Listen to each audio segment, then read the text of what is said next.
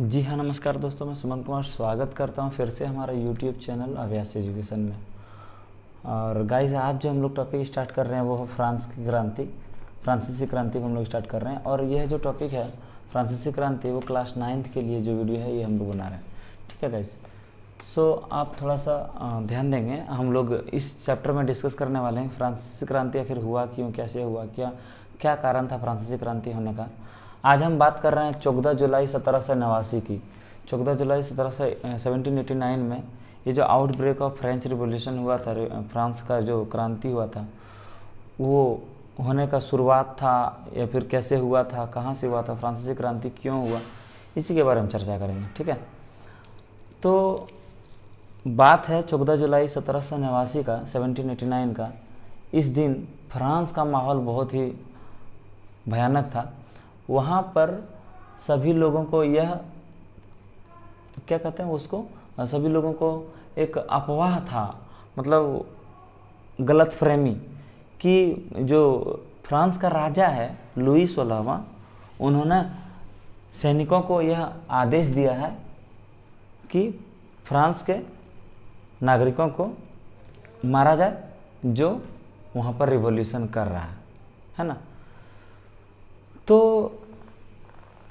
ऐसा होने में क्या होता है कि जब इस तरह की अफवाह पूरा फ्रांस में फैलती है तो लोगों में एक आक्रोश पैदा हो जाता है। उस आक्रोश के कारण क्या होता है, लगभग 7000 पुरुष और महिला जनसभा का गठन करता है। कहाँ पर?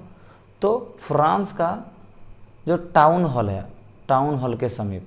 ठीक है, सबसे पहले मैं आपको बता दूं, फ्रांसीसी क्रांति जो 14 जुलाई 1789 में हुआ था, इसको जानने के लिए हमें बहुत तरह का टॉपिक है, उसको डिस्कशन करना पड़ेगा।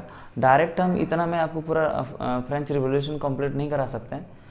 तो मैं आपको और एक बहुत ही अच्छा सा बात बोलता हूँ कि आप जितना भी NCERT बुक में खास करके SST वाला पेपर दिया है ना, वो बिल्कुल ना एकदम ऐसा मानो कि बॉलीवुड मूवी का फ्लैशबैक दिया है। कहानी शुरू कहीं और होता है, मतलब कुछ और हो रहा, और फिर मिडिल में कहानी का सार पता चलता है कि क्या हो रहा है, क्या नहीं हो रहा है। जैसे आप बहुत सारे मूवीज़ में ऐसे देखे होंगे कि पहले हीरो और विलन में लड़ाई चल रहा और कुछ हो रहा, मारपीट हो रहा, और फिर अचानक हीरो को कुछ बातें याद आती है और वो फ्लैशबैक में अपना कहानी को किसी को सुनाना चालू करता है ना। तो वही बात है हम लोग का NCERT बुक का, इसी तरह का हम लोग चर्चा करेंगे। तो 14 जुलाई 1789 की बात कर रहे हैं, और उसी 14 जुलाई 1789 में जो कांड हो रहा था, ये काम होने का कारण क्या था, ये क्रांति होने का कारण क्या था, उस कारण को हम लोग फ्लैशबैक में जाकर जानेंगे। तो आइए फ्लैशबैक में चलते हैं। तो उस दिन लगभग 7000 पुरुष और महिला जो है जनसभा का गठन करते हैं, और अंत में लगभग वहाँ के सैकड़ों लोग जो है पूर्वी क्षेत्र के बास्तिल के किला पर हमला करता है। सिर्फ बास्तिल का किला ही नहीं, फ्रांस के विभिन्न क्षेत्रों पर वहाँ के जो नागरिक है वो क्या करता है, अपना हमला करता है। लेकिन चूँकि बास्तिल का किला और भी जितना भी राजा का सरकारी दफ्तर जैसे हो गया, उन दफ्तरों पर हमला करता है। हमला करने का कारण ये हो जाता क्योंकि कहीं ना कहीं फ्रांस के लोगों को ये लगता है कि उसका जो सैनिक आएगा, सैनिक हमला करेगा, तो सैनिक को यदि हम लोग पे हमला करेगा तो हम लोग उसको मारने के लिए काफ़ी मात्रा में हथियार चाहिए होगा। तो इसी हथियार के कारण जो है वो बास्तिल के किले पर हमला करता है और कई अन्य दफ्तरों पर हमला करता है। बास्तिल के किले पर हमला जब करता है तो वहाँ का जो कमांडर है इस मुठभेड़ में मारा जाता है, और वहाँ के कैदियों को रिहा कर लिया जाता है, मतलब छुड़ा लिया जाता है। तो कैदियों को रिहा करने का मतलब यहाँ नहीं कि वहाँ बहुत सारे 2-3 हज़ार 5,000 कैदी है जिसको छुड़ा लेता है, ऐसा कुछ नहीं। वहाँ सिर्फ और सिर्फ 7 कैदी होते हैं जिसको छुड़ा लिया जाता है, और फिर अंत में क्या होता है, किले को भी ध्वस्त कर दिया जाता है। तो आप यहाँ से पूछेंगे कि सर आखिर किला को क्यों ध्वस्त किया गया? क्योंकि वहाँ के लोगों को सिर्फ क्या चाहिए था, हथियार, ताकि वो उनका जो राजा का जो सेना है, सैनिक है, उनसे लड़ सके। तो आखिर किला को ध्वस्त करने का ये कारण था कि फ्रांस का जो लोग है ना, वो राजा पर, वहाँ के सरकार पर बहुत ज़्यादा क्रोधित था, बहुत ज़्यादा आक्रोशित था, जिसके कारण क्या होता है कि राजा तो दूर जाए, राजा के किसी सामान से भी उसको क्या, राजा के किसी चीज़ से भी उसको क्या था, बहुत घृणा था वहाँ के लोगों को।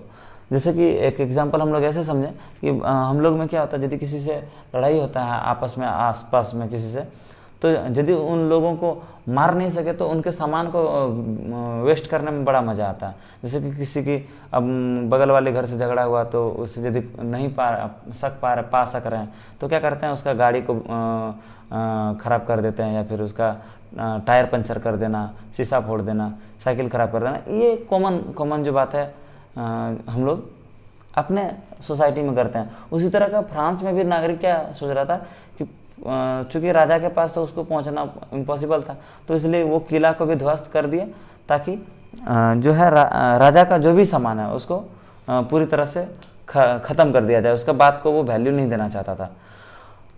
ये घृणा हो रहा था राजा के प्रति, जो है घृणा का कारण था, जिसके कारण वहाँ के किले को ध्वस्त कर दिया गया। चूँकि ध्वस्त करने के बाद उसके जो सामान है उसका जो सामान है उसको मार्केट में बेचा जाने लगा। कारण यह था कि कुछ ऐसे लोग थे जो उस किले के अभिन्न चीज़ों को, कुछ इम्पोर्टेंट चीज़ों को वो संजोना चाहते थे, मतलब रखना चाहते थे। इसी के कारण क्या हुआ, किला का बहुत सारे चीज़ जो है जो शहर में बिकने लगा था, ठीक है ना। और ऐसा नहीं कि वहाँ का जो ईंट पत्थर या फिर जो किला में कुछ महंगी वस्तुएं थी लगी हुई, उनको जो है कोई भी आम आदमी खरीदता था, नहीं। वहाँ ऐसे लोग खरीद रहे थे उनकी चीज़ को, उन किले के अवशेष को, जो उस चीज़ को क्या करना चाहता था, संग्रहित करना चाहता था, संग्रहालय में रखना चाहता था, फ्यूचर के लिए रखना चाहता था, ठीक है।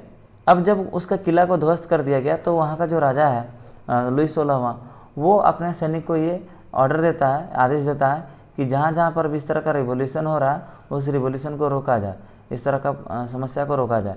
तो सेना जब इस तरह का आदेश को पालन करने के लिए निकलता है तो डेफिनेटली आप जानते हैं कि सेना में और वहाँ के नागरिकों में मुठभेड़ होगा, लड़ाई होगा। तो जब वहाँ पे इस तरह का सिचुएशन होने लगा तो वहाँ पे कई जगह पर, अन्य विभिन्न जगह पर दंगा होना चालू हो गया। इस दंगे होने के कारण काफ़ी सारे लोगों का नुकसान हुआ, ठीक है ना। और कई दिन तक पेरिस के देहाती क्षेत्र में भी इस तरह का संघर्ष चलता रहा।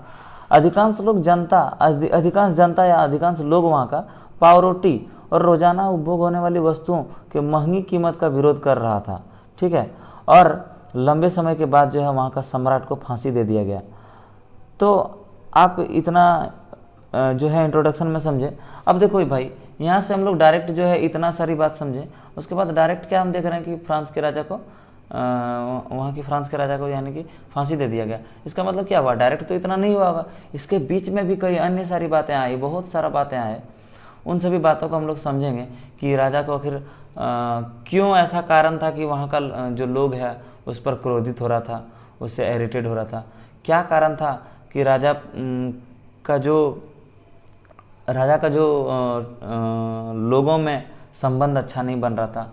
इस तरह के बहुत सारे बातों को हम लोग चर्चा करेंगे नेक्स्ट वीडियो में, ठीक है ना। तो आज हमको इतना ही में इजाज़त दीजिए, फिर हम कल आपको इसी टॉपिक का दूसरा पार्ट जो है लेकर आएंगे और हम आपको समझाएंगे इसके बीच में क्या फ्लैशबैक हुआ था, इसके अंदर में और भी क्या क्या बातें हुई थी, ठीक है। और मेरे प्यारे बच्चों, आप हमारे इस चैनल को सब्सक्राइब करके रख लीजिए और बेल आइकन को हिट कर लीजिए ताकि हमारे वीडियो का नोटिफिकेशन वो जल्दी से जल्दी हमेशा आप तक पहुंचते रहे और आप भरपूर आनंद ले सकें पूरा टॉपिक का, पूरा चैप्टर का। तो आज इतना ही हमें इजाज़त दीजिए, तब तक के लिए जय हिंद, जय भारत, वंदे मातरम। फिर हम कल मिलते हैं एक नए वीडियो के साथ। धन्यवाद। Thank you so much.